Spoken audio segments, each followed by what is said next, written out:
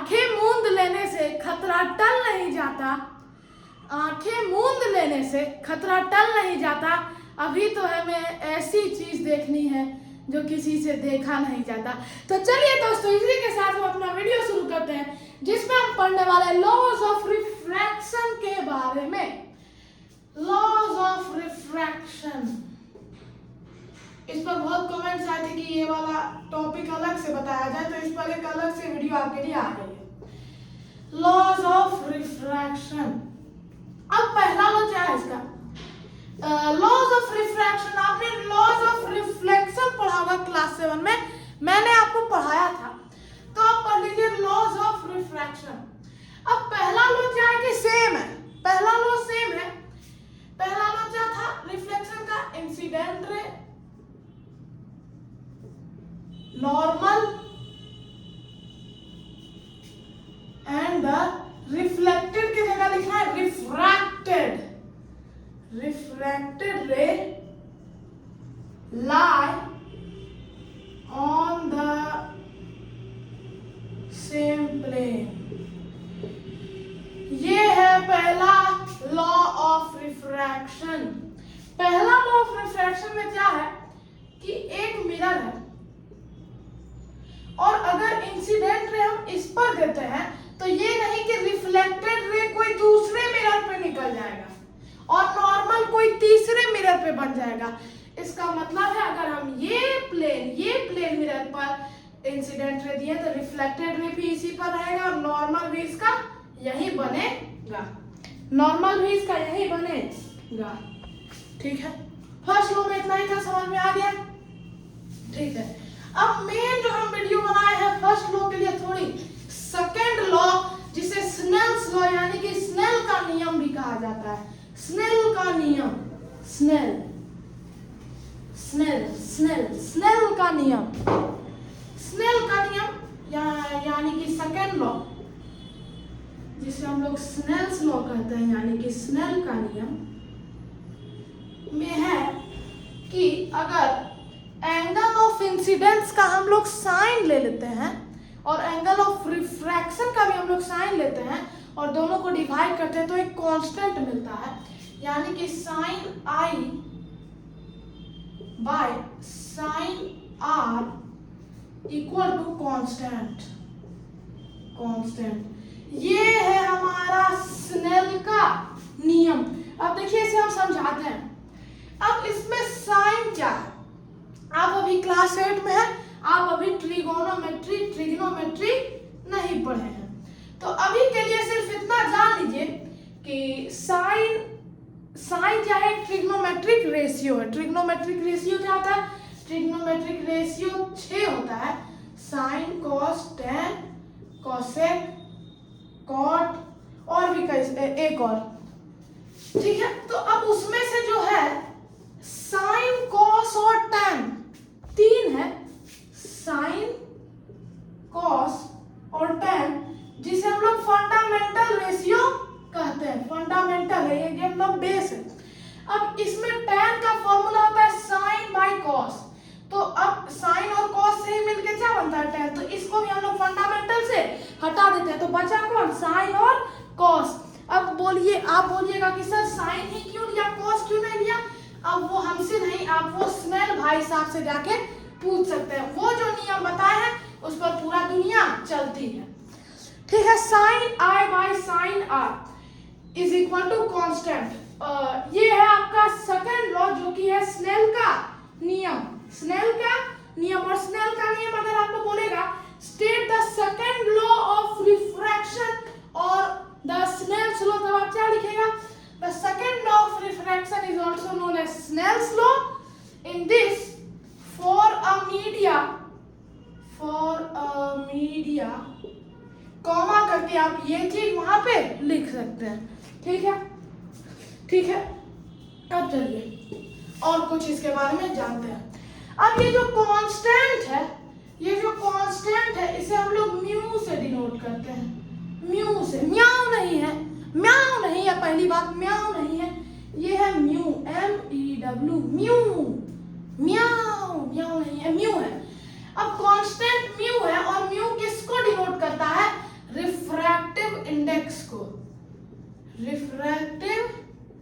Index को, refractive index को, यानी कि ये जो स्नेल जो नियम दिया है sine i by sine are equal to constant, उसमें कांस्टेंट क्या है, म्यू है, कांस्टेंट क्या है, म्यू है। तो म्यू क्या होता है, एक रिफ्रैक्टिव इंडेक्स होता है, रिफ्रैक्टिव इंडेक्स होता है। अब रिफ्रैक्टिव इंडेक्स क्या होता है, property of a substance to oppose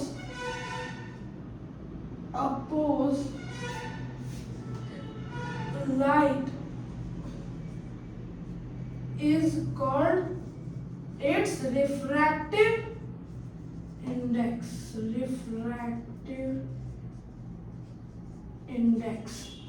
अब रिफ्रैक्टिव इंडेक्स क्या है। अब जैसे कि आप कोई एक मैराथन दौड़ रहे, मैराथन मतलब जिसमें आपको 50 किलोमीटर, 21 किलोमीटर, 30 किलोमीटर, 32 किलोमीटर का मैराथन होता है। अब उसमें आप दौड़ रहे हैं और जब आपका रास्ता खाली है तो आप बहुत तेजी से दौड़ते हैं, यानी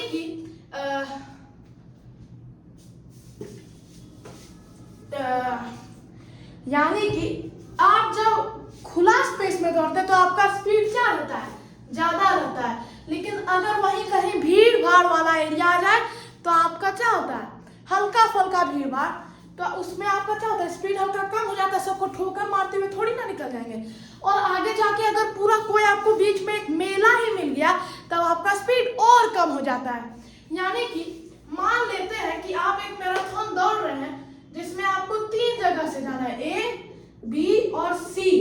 अब ए में क्या है, पूरा खाली है, ओपन है, फ्री, एकदम आप खुल के दौड़िए यहाँ पर फुल स्पीड में।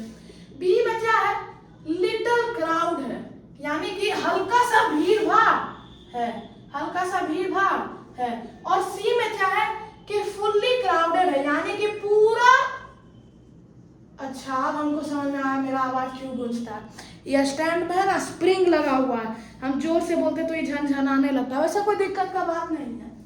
अब फुल्ली क्राउडेड यानी कि यहाँ पर पूरा भीड़ रहता है, तो आपका स्पीड सबसे ज्यादा कहाँ रहेगा, ए पर, उसके बाद बी पर, और सबसे कम कहाँ हो जाएगा, सी पर। तो ये अब देखिए आपको बोला जाएगा कि कौन सा बी और सी में से, ए को छोड़ देते हैं, बी और सी में से कौन सा आपका स्पीड को ज्यादा स्लो करेगा। तो आपको क्या बोलिएगा, बी, सी, क्योंकि सी में ज्यादा क्राउड है तो आपका स्पीड को ज्यादा स्लो कर देगा, और बी में हल्का कम क्राउड है तो आपका स्पीड को हल्का कम स्लो करेगा। तो अब इसी को रिफ्रैक्टिव इंडेक्स कहते हैं, रिफ्रैक्टिव इंडेक्स कहते हैं। अब जैसे कि इसमें हम लोग सिचुएशन लिए थे ए बी सी, अब लाइट में क्या होता है, अब जैसे कि ये एयर, पूरा बोर्ड ही मिटा देते हैं।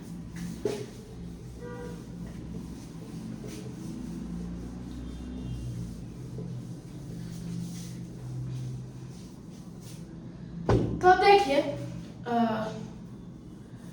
हाँ, अब ये एक ओशियन है, ओशियन में ऊपर करके ऐसे पानी का लहर रहता है, और यहाँ पर से सन है, यहाँ पे सन है, और आपका लाइट यहाँ पे आ रहा है, ठीक है। तो ये है एयर, और इसके नीचे क्या है, वाटर है, इसके नीचे वाटर है। तो अब ये जा रहा है ऐसे, इसको जाना कैसे चाहिए था, ऐसे, इसका नॉर्मल बना देते हैं, ये नॉर्मल है, इसको जाना चाहिए था ऐसे, लेकिन ये जाता कैसे, हल्का नॉर्मल के पास दब के, क्योंकि वाटर में, वाटर का रिफ्रैक्टिव इंडेक्स क्या होता है, ज्यादा, रिफ्रैक्टिव इंडेक्स ज्यादा होता है। यानी कि ये वाटर में, आप बोलिएगा कि एयर में और वाटर में किसका रिफ्रैक्टिव इंडेक्स ज्यादा है, यानी कि कौन लाइट को ज्यादा स्लो करता है। तो एयर में क्या होता है, अब इसको समझ, ये है ए सिचुएशन और ये है सी सिचुएशन।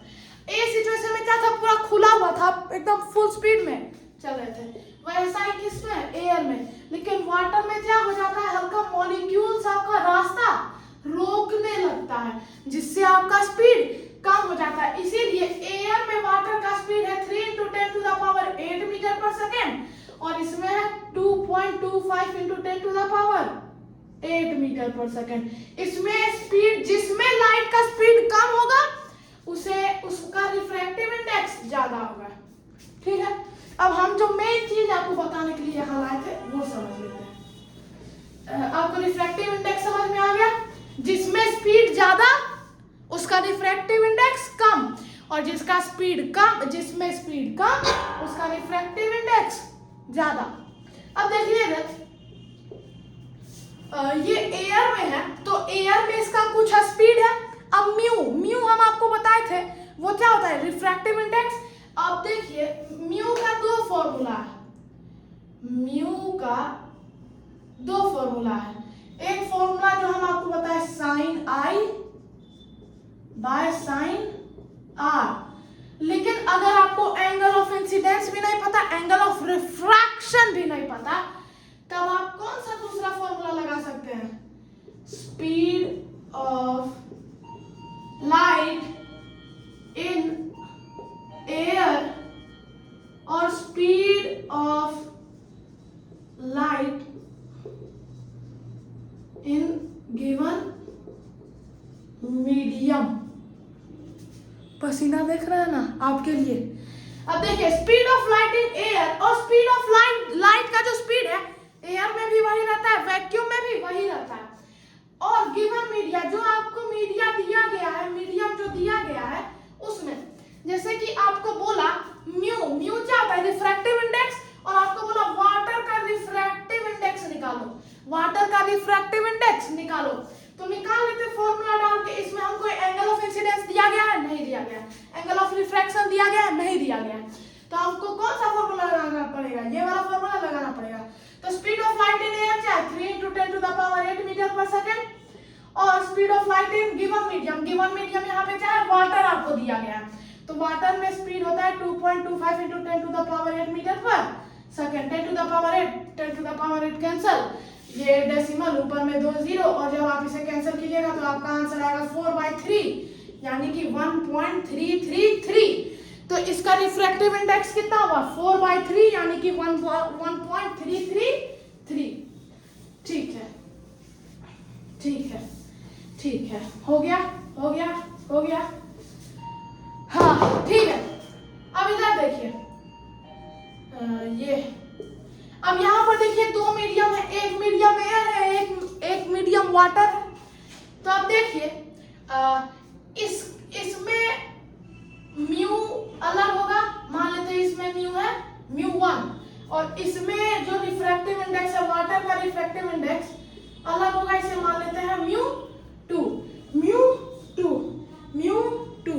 अब देखिए एंगल ऑफ इंसिडेंस क्या होता है, ये वाला एंगल नॉर्मल ऑफ, और ये इंसिडेंट रे है, इंसिडेंट रे, और ये एंगल दोनों के बीच का एंगल को क्या कहते हैं, एंगल ऑफ इंसिडेंस, और ये दोनों का बीच का एंगल को एंगल ऑफ रिफ्रैक्शन। तो अब इसमें जो होगा, अब स्नेल का नियम क्या है, जो स्नेल का मेन नियम है वो हम आपको बताते हैं। μ1 आपको क्या बोला था स्नेल का नियम में कि μ1 इंटू साइन आई, एयर में क्या इंसिडेंट रे है तो साइन आई इक्वल टू, इसमें क्या μ2 इंटू क्या है यहाँ पे एंगल ऑफ साइन आर। अब देखिए आपको क्या बोला गया है, इससे आपको क्या पता चल रहा है, कैसे होता है, हल्का छोटा लिख देते हैं। μ1 into sine i equal to μ2 into sine r. अब देखिए साइन, आपको स्नेल का नियम याद है, स्नेल का नियम क्या था, sine I by sine are equal to constant. तो साइन आई और साइन आर को इधर ले लीजिए, sine I by sine r क्या हो रहा है, μ2 बाय μ1, और ये क्या है, दो रिफ्रैक्टिव इंडेक्स के बीच का रेशियो, तो स्नेल ने हमें ये भी बताया था, लेकिन ये उसने खुल के नहीं बताया था, ये उसने छुपा के बताया था, और उसने बोला कि मैं छुपाता हूँ, आप ढूंढ के दिखाओ। तो हमने उसे ढूंढ लिया। ठीक है, म्यू हो गया। आगे क्या पढ़ना है, आगे क्या पढ़ना है? वाटर और ग्लास में किसका ज्यादा रिफ्रैक्टिव इंडेक्स है?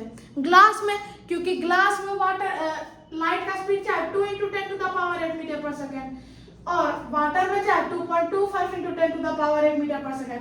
जिसमें स्पीड कम उसमें रिफ्रैक्टिव इंडेक्स ज्यादा, जिसमें स्पीड ज्यादा उसमें रिफ्रैक्टिव इंडेक्स कम। ठीक है, और कौन सा क्वेश्चन हम बनाए हैं? सब पढ़ा दिए, सब पढ़ा दिए। हाँ, आ जाइए।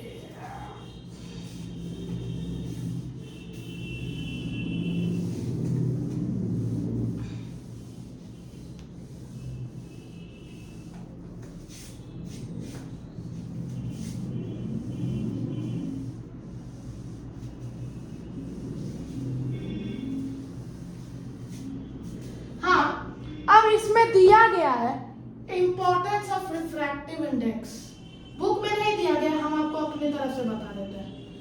Importance of refractive index. Refractive index का 2 इंपॉर्टेंस है। ये आपका आखिरी टॉपिक है, इसके बाद आपका स्नेल का नियम खत्म है।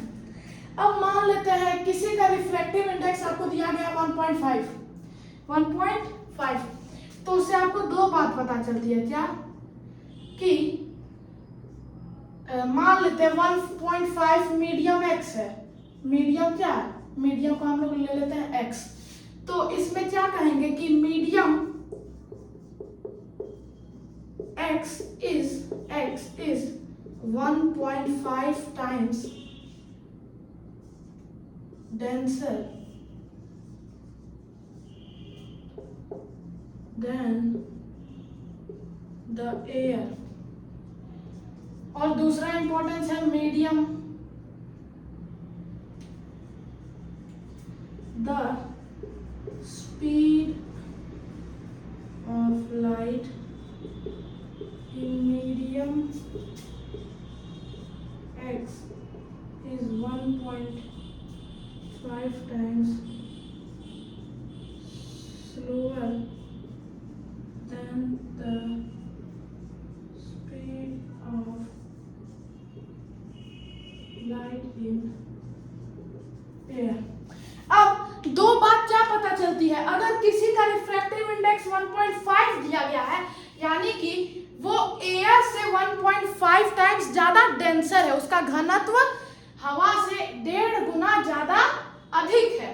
और दूसरा चीज है कि इसका रिफ्रैक्टिव इंडेक्स ज्यादा होता है तो लाइट का स्पीड क्या होता है? कम। तो इसी में क्या दिया गया कि speed of light in medium x is 1.5 times slower then the speed of light in air. तो आई होप आपको ये इंपॉर्टेंस, आपको रिफ्रैक्टिव इंडेक्स, आपको स्नेल का नियम, आपको फर्स्ट लॉ, आपका लॉज ऑफ रिफ्रैक्शन। देखिए पूरा पसीना है, पीछे भी पसीना होगा। हाँ देखिए पूरा पसीना है। हाँ, तो इसी मेहनत के लिए सब्सक्राइब कर दिया कीजिए। जय हिंद, जय भारत।